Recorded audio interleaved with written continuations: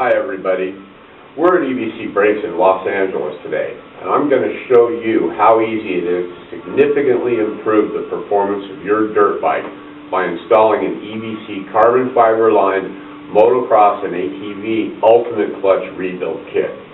Today we'll be upgrading a 2004 Honda CRF 250R. Now let's talk about things to do before you begin.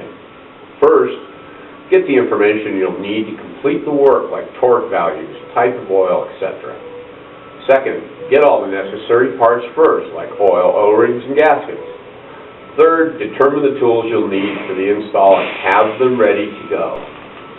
I've already drained the transmission oil. Now I'm going to put the drain plug back in and torque it to manufacturer's specifications.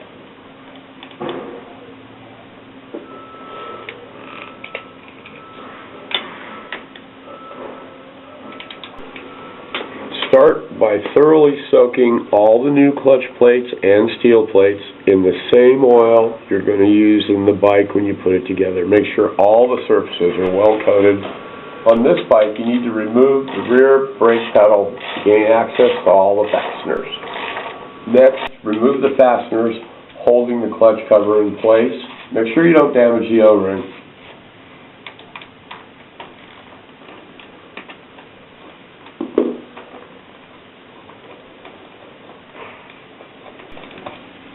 Now, remove the fasteners holding the clutch springs and the pressure plate in place.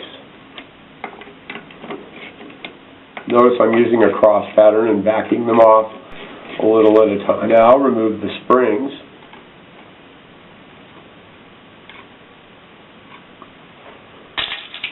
and the pressure plate, making sure not to drop any of the internal parts, like the end of the clutch rod or the thrust bearing.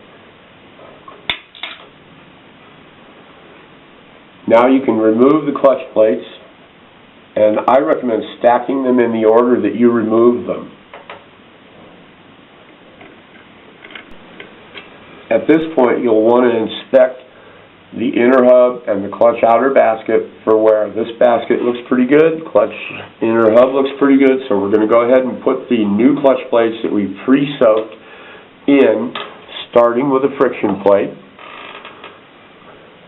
and alternating between a friction plate and a steel plate until the stack is complete. Now install the pressure plate